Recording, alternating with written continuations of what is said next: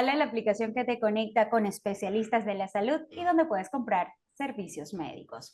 Y porque cuidar tu salud es vital, hoy tenemos un tema de suma importancia. Si ya leíste por allí el título, pues te invito a suscribirte, a activar nuestras notificaciones y a compartir este video.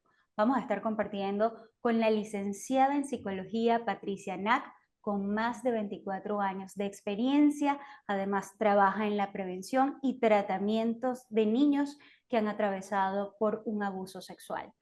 Ella es magíster en psicopedagogía con especialización en dificultades de aprendizaje, así que hoy es un tema importante. Gracias, licenciada Patricia. Gracias por aceptar la invitación y bienvenida a Salud Vitale. Muchas gracias, Geraldine, por invitarme a tocar este tema que es tan difícil, pero tan importante de hablar. Sí, de ahora tenemos más de 7.100 personas aquí suscritas a nuestro canal de YouTube, pues ellos, pues que sean portavoz también de este tema para que podamos prevenir a nivel mundial este tema tan delicado. Ahora, ¿qué es considerado para nosotros un abuso infantil? Bueno, el abuso sexual infantil es la utilización de un niño, niña o adolescente en alguna actividad sexual para la cual por su edad o nivel intelectual no se encuentra preparado para dar su consentimiento. El abuso sexual abarca muchas conductas que incluyen actividades, por ejemplo, sin contacto o con contacto físico. Sin contacto físico pueden ser, por ejemplo, llamadas obscenas, la presentación a un niño, niña, adolescente de material pornográfico en videos o en revistas. También puede ser el tocamiento de las partes privadas del niño por encima o por debajo de la ropa. Por ejemplo, mantener relaciones sexuales con la pareja enfrente del niño. En fin, son muchas conductas en la cual el niño no puede dar su consentimiento. Inclusive para él es muy confuso entender que este es un tipo de abuso. Existen también las conductas de abuso sexual que incluyen el tocamiento directo de las partes íntimas del abusador y que están en contacto con el niño, como la penetración.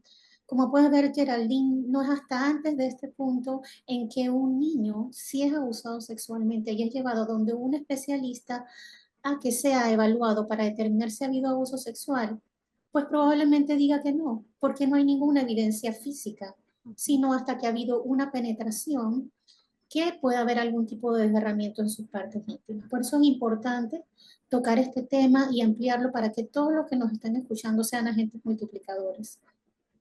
Entonces, sí, si no hay contacto físico, igualmente, por las razones o los ejemplos que usted da, igualmente es un abuso sexual infantil. A estas personas o a estos niños, ¿cuáles serían las secuelas que va a dejar el abuso sexual?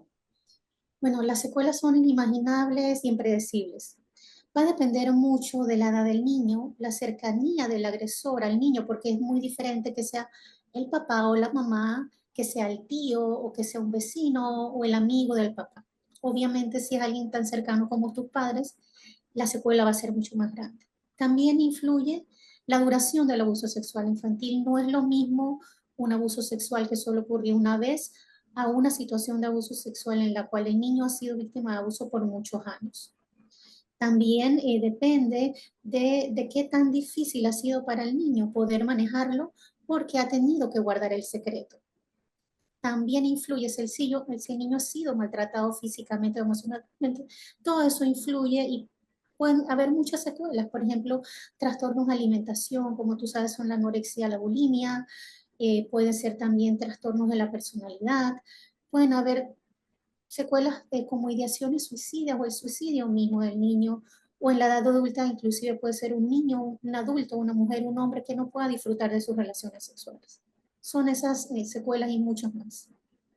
Bien, ¿cómo se puede prevenir entonces, eh, según su experiencia, el abuso sexual infantil, sobre todo en los niños que constantemente están jugando, eh, pueden que incluso digan mentiras o digan verdades, que en este momento, en el 2023, madres y padres salen a trabajar y necesitan dejarlos a veces con un familiar de confianza, a veces con una nana que los cuide mientras vamos a trabajar o que los busque en la escuela. ¿Qué hacer con esto? ¿Cómo Sí. realmente se puede prevenir frente a todas estas realidades que también nos ayudan a llevar el día a día? Lo más importante es creerle al niño. El niño no miente ni puede inventar ese tipo de situaciones sexuales, a menos que haya sido expuesto a ese material. Lo más importante es creerle al niño. Una vez usted le ha creído al niño, es importante que se trabaje en terapia con un especialista en psicología, en abuso sexual, para poder hablar con el niño sobre la situación que le ocurrió. Pero bueno, estamos hablando de cómo se puede prevenir. Lo importante es mantener una muy buena comunicación con nuestros hijos, que no podemos guardar secretos con ellos, que siempre hay que contarle a los papás o a las personas de confianza cualquier situación difícil o que ellos no puedan entender. Siempre de brindarle la confianza. Se sabe por investigaciones que los niños que han sido víctimas de maltrato físico o emocional tienen más probabilidad de sufrir abuso sexual infantil. Por eso eso sería una forma de prevenir el abuso sexual infantil. Tratar adecuadamente a nuestros hijos y no maltratar. Se sabe también que los niños se benefician de programas educativos estructurados en los cuales se les enseña, por ejemplo, asertividad, se les enseña cuáles son sus partes privadas, cuáles son las partes públicas, las personas de confianza, que se les enseñe, por ejemplo, qué es un secreto bueno, qué es un secreto malo, en actividades grupales con otros niños.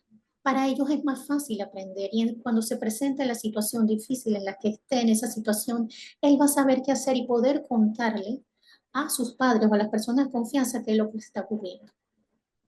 Interesante para ver si por acá el hecho de no maltratar a nuestros niños los hace Más un hecho de vulnerables. prevención ante otra persona. Si yo constantemente maltrato de manera verbal, alzo la voz o golpeo a un niño, está como, es como el ojo, está cerquita lo hace más vulnerable a poder ser abusado sexualmente, ¿sí?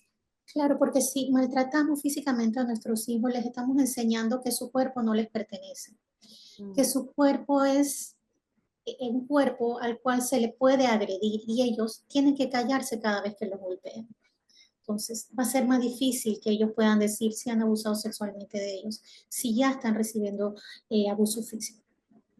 Ok, ¿cómo pudiese generarse un estado de confianza y de comunicación con el niño, donde cuando me diga algo, cómo debería también reaccionar para ir afianzando, por más que no me guste lo que puedo estar escuchando del niño, desde me quitaron un juguete, que puede ser algo pequeño, a alguien tocó mis partes o me mostró una fotografía que no entendí de alguien que estaba bañándose sin ropa, cómo papá, mamá pueden prevenirse a escuchar algo que no les guste para generar poco a poco, día a día, la confianza en la comunicación. Sí, es algo que suena fácil, pero no es difícil. Es importante siempre decirle a nuestros niños, no importa, mi amor, si has cometido un error o algo, en algo te has equivocado. Todos cometemos errores. Tú ten la confianza de contarme lo que está pasando. Yo voy a entender, no te voy a castigar, pero lo más importante es que seas sincero conmigo. No te vamos a regañar, pero es importante que siempre tengas confianza conmigo. Es normal que como padres cuando escuchemos que nuestros niños están siendo víctimas de alguna situación incómoda con contenido sexual, pues nosotros nos asombremos o podamos decirle, por ejemplo, eres un mentiroso, tu tío no te pudo haber hecho eso, estás inventando, eso no puede ser. Tratemos de ponernos en nuestro lugar porque los niños no dicen ese tipo de mentiras. Entonces tenemos que ser bastante receptivos para que ellos se sientan en confianza de decirnos alguna situación difícil y entonces nosotros podamos a ellos ayudarlos. Muy bien. Entonces, ¿qué hacer cuando sospecho de un abuso sexual infantil? Como padre, principalmente. Eh, Bajo el código de la familia, Es una obligación prácticamente para el personal de salud física y mental. Si tenemos la sospecha, solo la sospecha de que un niño o un adolescente ha sido víctima de abuso sexual, tenemos la obligación de hacer la denuncia. Como padres, no tenemos la obligación legal, pero sí el compromiso como padres de inmediatamente tener la sospecha, solamente la sospecha, no la certeza de ir a las instancias legales correspondientes a poner la denuncia. Si no estamos seguros de quién fue, si estamos, sospechamos que una persona pudo haberlo hecho, tenemos el nombre de esa persona, hacemos la denuncia. Pero si sospechamos, pero no sabemos quién, es sumamente importante que llevemos a un especialista de la salud mental que sepa de abuso sexual infantil.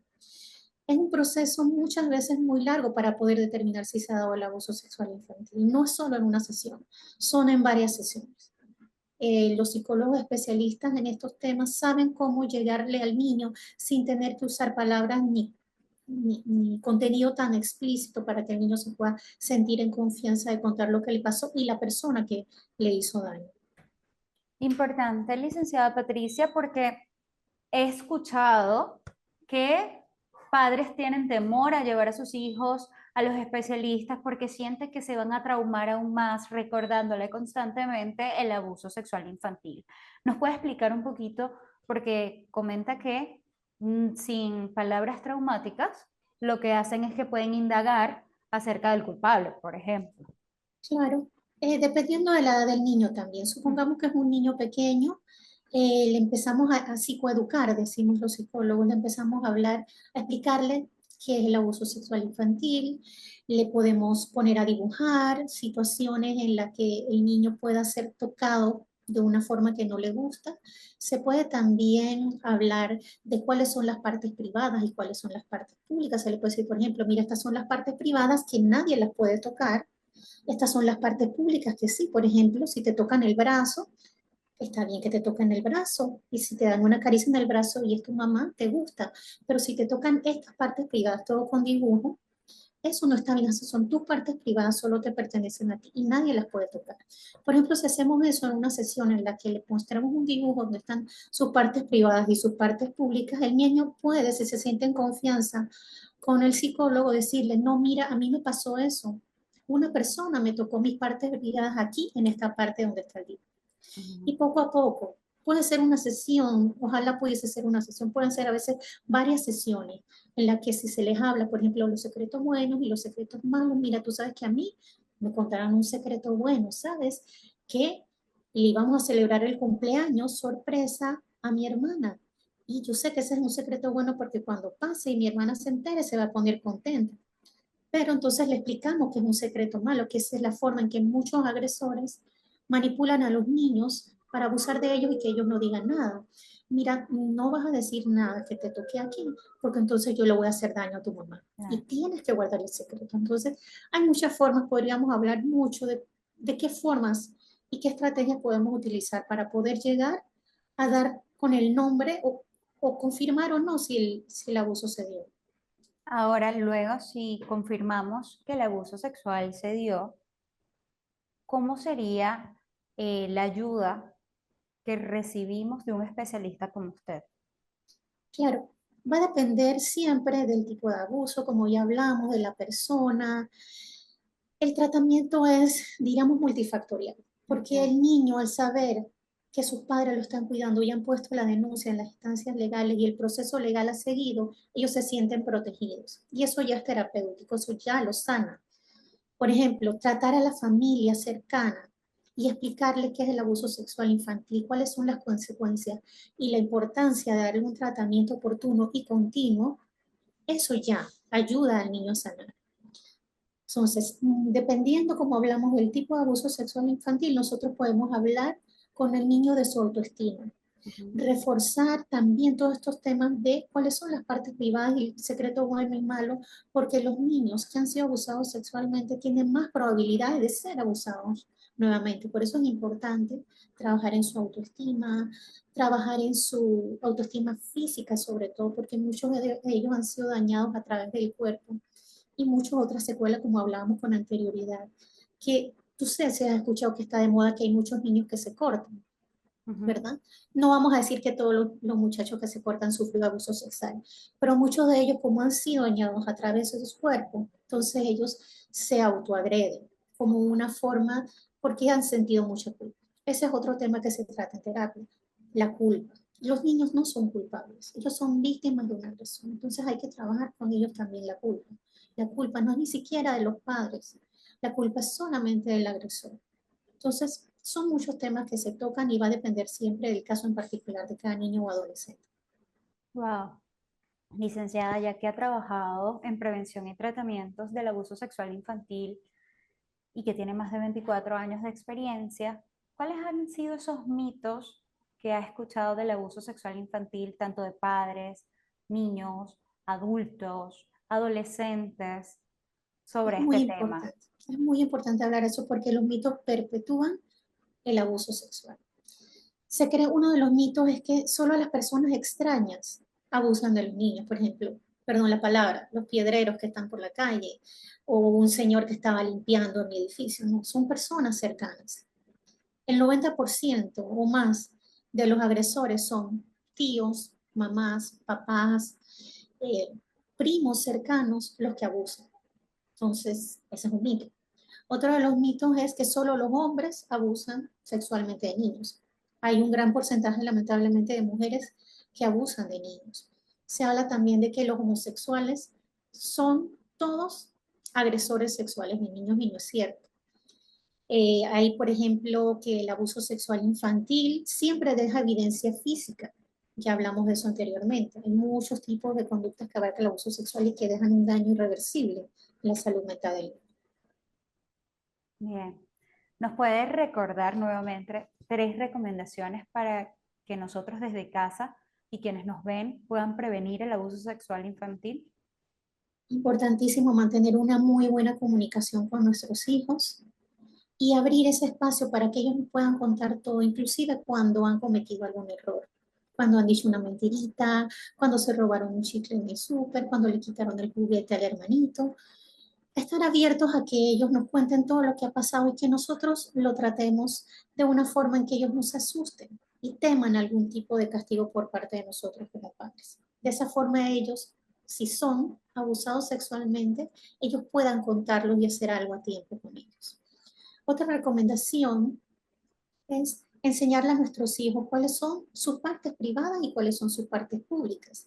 Ojalá pudiéramos usar un dibujo y pintamos, por ejemplo, los brazos, el cabello, la cara, los pies como partes públicas y las partes privadas es su trasero, su vulva, su pene y sus pechos. Y saber y decirle a ellos que nadie puede tocar sus partes privadas sin su consentimiento y si sus partes públicas no desea que lo toquen tampoco. A veces obligamos a los hijos, dale el besito a la tía, dale el besito a la abuelita, y si quieren bien, si no, no los podemos obligar. Otra de las formas en que podemos cuidar a nuestros niños y prevenir el abuso es enseñarle, por ejemplo, qué son los secretos buenos y cuáles son los secretos malos. Los secretos buenos, por ejemplo, es cuando le decimos al niño, mira, vamos a hacerle una fiesta sorpresa a la tía María, no le digas a nadie porque es una sorpresa para que ella se ponga contenta. El niño va a saber que cuando uno guarda un secreto bueno, se siente bien, se siente bonito. Un secreto malo es, por ejemplo, cuando le decimos al niño, vamos a ir al supermercado y nos vamos a robar esto que está aquí. No le digas a nadie. Entonces, si el niño se siente mal, sabe que es un secreto malo. Entonces, así, cuando alguien intente abusar o haya abusado de él pueda determinar que ha sido abusado porque le han pedido que guarde un secreto malo y lo han tocado en sus partes privadas y no le ha gustado. Entonces, esas serían algunas recomendaciones para que nosotros como padres podamos conversar con nuestros hijos y hablar en confianza. A veces tenemos miedo de usar las palabras como pecho o vulva o pene o nalgas y nos cuesta un poco, pero es importante. Es importante que ellos se sientan en confianza y puedan comunicarse con nosotros. Bien, licenciada Patricia, ¿realiza usted en este momento consultas online? Sí, realizo consultas online. Ok, ¿cómo es el procedimiento a través de la plataforma agendar una entrevista con usted? Bueno, en la plataforma pueden encontrar mi número telefónico se pueden comunicar conmigo por WhatsApp y ahí podemos concertar una cita virtual. Muy bien. A todos ustedes los invito entonces a agendar tu sesión vía chat o por llamada con la licenciada Patricia Nack ingresando a www.saludvitale.com y de esta manera en su perfil profesional escribes Patricia Nack y ahí vas a poder agendar tu sesión con ella. Muchísimas gracias, licenciada. Un Gracias, placer. excelente.